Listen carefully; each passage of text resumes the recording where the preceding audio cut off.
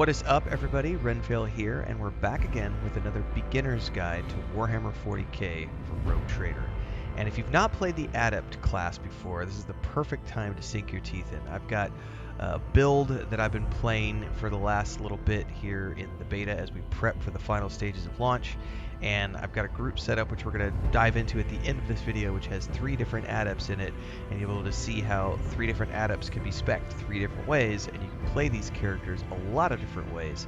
So whether or not you choose to be an adept who is fully focused on being a psyker, or if you're an adept who's not a psyker at all and chooses to take melee abilities instead, an adept is more along the lines of just sort of like your class. And the psyker is more of your background and sort of your upbringing, if that makes sense. So without further ado, we're going to dive into the Adept today and talk a little bit about it in a little bit greater detail than we've done in previous guides. If you haven't already done so, and this is your first time tuning into one of my videos, make sure to like, subscribe, and hit the bell icon so you never miss an update. Don't forget, we stream every single day at 5:30 a.m. Central and 8 p.m. Central. Multi-streaming on YouTube and Twitch with the day-to-day guides, videos, reviews, movie reviews, and everything else we do here on YouTube. Don't forget to check out the playlists, because we do a lot of different games, and of course the Discord if you want to join our greater gaming community. So the Adept, it says here, is the Adept doctrine allows a person to use intelligence and perception to find and exploit different weaknesses in enemy defenses. No defense can withstand an attack from an Adept. That's the explanation here. And they have, at the core of what the Adept is the study enemies ability, which allows you to basically choose an area effect and study everybody in that area effect, ally and foe alike. Now it says study enemies, but it can land on your friends if they're in the range of that, which there are different things that happen if clues are getting on your friends versus clues on your enemies, depending on how you spec your character. But the core of what the Adept is this right here. This is the #1 ability you get. It's called a keystone ability. Every character, every class gets a keystone ability. So for example, the fighters get charge, leaders get bring it down, a voice of command, marksman gets shot on the run, excuse me. And adepts get study enemies. Now ultimates are dismantling attack with second weapon as well, and your characteristics are intelligence, perception, weapon skills, ballistic skills, which means you can use a melee weapon or a ranged weapon. And then you've got awareness, medica, tech use, logic, and lore for both Imperium and Xenos.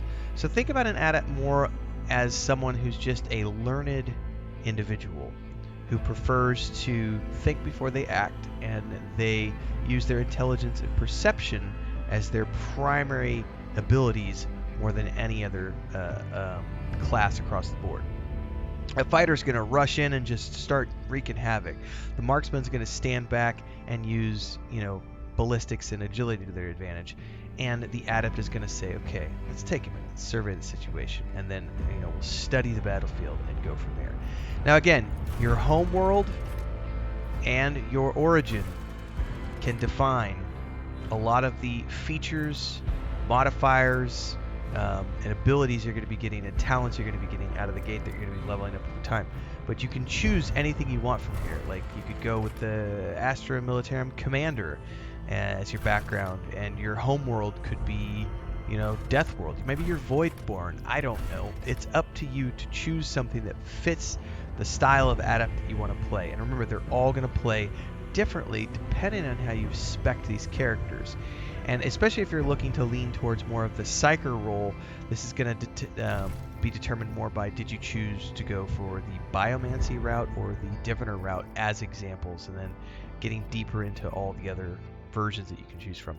Now there are different types of adepts. I've already got some set up in a group, so we're going to go ahead and load that save file, and we're going to show you what these guys look like in action, because I do have a combat scenario that we can get into, and we can look, because I've got my character who's an adept, then I have Idira. So my character is spec'd as an adept who has the biomancy. He's like a sanctioned biomancer, and Idira is a sanctioned diviner And then if you look at, it might even say in his biography. I don't think it does here. We could look him up online real quick. Pascal. Let's look up Pascal. Rogue Trader, because their official description will tell us who he is. He is a Magos Explorator of the Adeptus Mechanicus who became the companion of the Rogue Trader.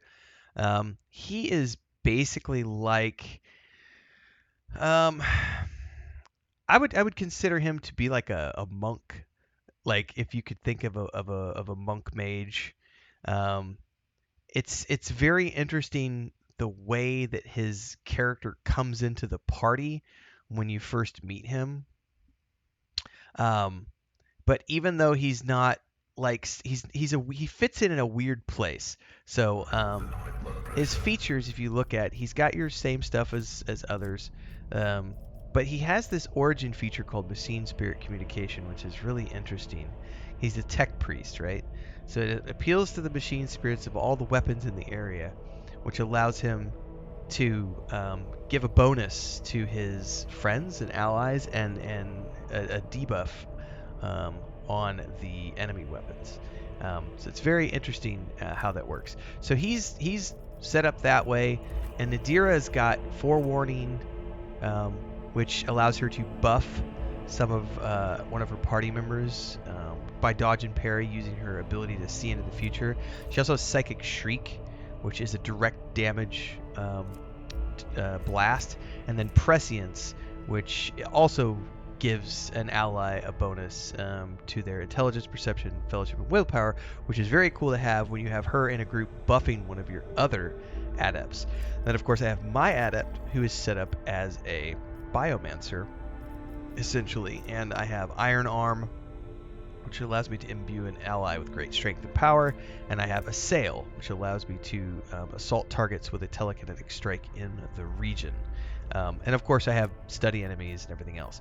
And then depending on how you spec your characters, I know for example with Nadira, I've taken this ability along the way, which generally speaking, when you do study enemies, that's going to take up 2 AP. Now, if you look at like Expose Weakness on my character, it costs 1 AP, 1 action point. But if you look at Adira, it costs 0 action points. That's because I've spec'd her along the way to be able to have this sub-ability where she can cast Expose Weakness without needing to use any action points. So it's an instant cast for her, so which is a nice bonus. When she gets to her turn, she can immediately pick a target and say, I want to do weakness on that guy, as long as they've got clue on them, of course, and go from there. So we've explained the 3 types of adepts I have in my group. Why don't we go ahead and do a quick combat encounter, so we can show what this looks like really quick here. I'm going to skip through this. Alright, I've got myself in a battle scenario now, so let's go ahead and set up my positions. So since I want my adepts front and center here, I'm actually going to put them front and center, and I'm going to bring everybody back to the back, just to show that you don't need to be afraid of having your adepts at the front of it. Although, again, they don't necessarily have the best armor and everything else, so finding cover is going to be a good thing. But this is a really easy fight that I just use as an example for these starter guides. So let's go ahead and start this battle. They'll run around, do some stuff, and you'll get to see how these 3 adepts play very differently because of the way I have them spec'd, and also the way that I have them equipped with weapons. So let's wait for them to finish up their turn here. So Adira right off the bat can do this lightning arc because of her weapon, and also she could do the psychic shriek. So the thing about lightning arc is it hits more than one target if there's more than one in the area, but I don't. They're kind of spread out. So what I can do is I can hit this guy and it'll probably get both of these, like that, right? And then what I could do is I could go study enemies. And I'm going to study this whole group of enemies right here. And it looks like it applied 4 ranks of clue to the bodyguard, and 4 ranks of clue there, and that's it. And 2 ranks on Felix bodyguard here. So, why don't I go ahead and directly expose weakness on this guy. Boom. And then we can end her turn. Now, I'll go ahead and send him up here just so that we can get him up here. Let's see to it. Watch out. I'm going to skip his extra stuff because I just want to show the adepts more than anything else here in this turn. Ooh, shooting at me from the side. Oh, no, she's right up front and center, so she took some nasty hits because of that. Now, I got a cool AoE ability with Pascal. So what I want to do is I want to come over here. I think I can do it catty corner. Yeah, I can get it. Wachonk! I love Pascal, man. He's great. And then I could do the Machine Spirit and hit an AoE like this. And that's going to do that to Machine Spirit Communication we talked about earlier.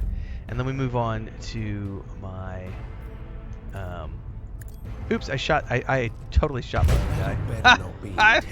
I misclicked. That's awesome. Well, let's skip Argenta. Felix is totally hiding.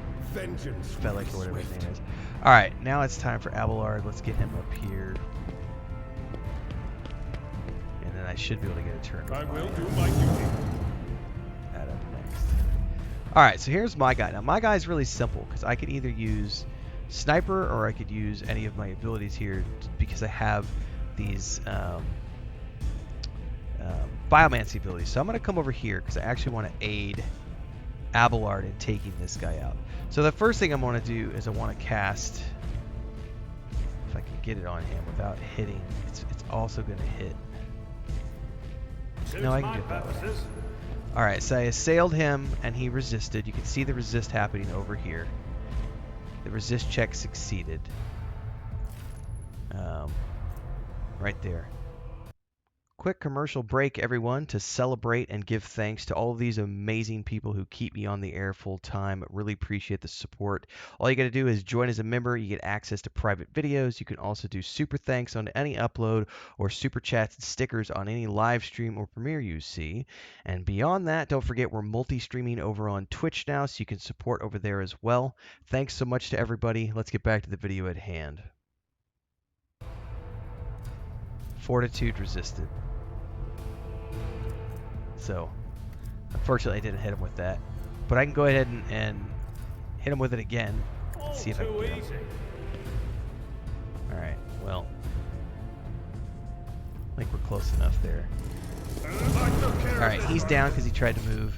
Now it's Adira again. Now, you notice this time I got a charged version, which is a heroic push, which hits more targets and mythically avoids allies. So this one is nice when you can get it ramped up because usually the normal version hits your allies as well, so there's friendly fire, but this one magically avoids friendly fire. Now in this case, I don't have anybody close enough together to worry about it, so we're just going to come over here and we're going to hit this guy with a blast. It wasn't enough to kill him, so we're going to study enemies. We're going to expose weakness and hope that he doesn't shoot me next turn because I don't have any cover. I think we're just going to run over here and take him out this way. Because he has that exposed weakness on him.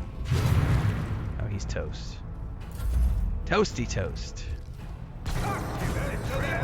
Now, the downside with the Adepts is they don't have a lot of armor class and stuff, so you really do have to take cover. So, she's not behind cover. She took a bunch of damage and fell.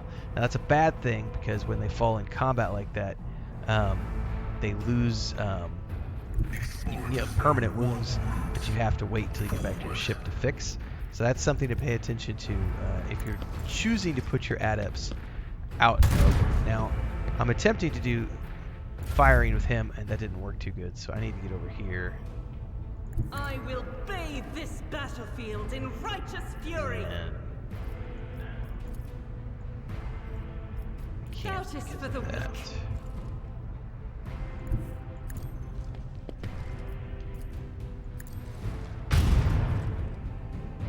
I'll do it. None can escape the Emperor's judgment. Shotgun scatter didn't do anything. Let's get up here and finish up this combat scenario. It will be done. Now in this case, I'm going to go ahead and buff Abelard with a strength buff so that his next attack. And I'm going to see if I can't get this guy. I can't because of the way it's positioned. But I can take a pot shot at him. So let's see if I can get him. He's toast. And I think there's one more right here. we will take care of I need a with foothold. Heinrichs. And that should be a wrap on that particular encounter. So there you have it, everybody. That is a quick and easy look at the Adept class in all of its glory, including some combat. Again, you can spec them in a variety of different ways. You can have multiple talents. You can have multiple abilities. When you're going through and actually going through the doctrines and you're leveling up, you'll notice that as you go in here and look at your available skills going down here, you only have these. But when you start getting into the talents, this is what you're looking for, the talents and abilities. So the talents you'll be able to choose from a whole wide range of things, whereas the available abilities are going to be more refined to your actual what you can use, more or less. So things that are related to you being an adept or your backgrounds and everything else. So I've got biomancy, invigorate, metabolic overcharge, regeneration, warp speed, telekinetic shield. These are all at my disposal if I want to, as well as some sniping abilities if I want to go that route and beef myself a little bit more in the ballistics department. But it just depends on how you want to play. Remember, the beauty of this game is that it has a 6-person party system, so it's not just you against the world. You don't have to create a jack of all trades. You don't have to create this character who's good at everything. You can create a highly specific, highly specialized version of an adept like I did, who is completely different from Pascal, who's completely different from Adira. So it just depends on how you want to spec your adept and go from there. So hopefully you found that guide useful. If you did, don't forget to like, subscribe, hit the bell icon so you never miss an update.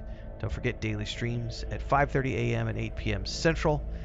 Multi-streaming on YouTube and Twitch. Daily guides here 4 or 5 times a day on YouTube. Lots of games in the playlists. Check them all out. Join our Discord. We'll see you in the next one. Stay safe, everybody. Happy gaming.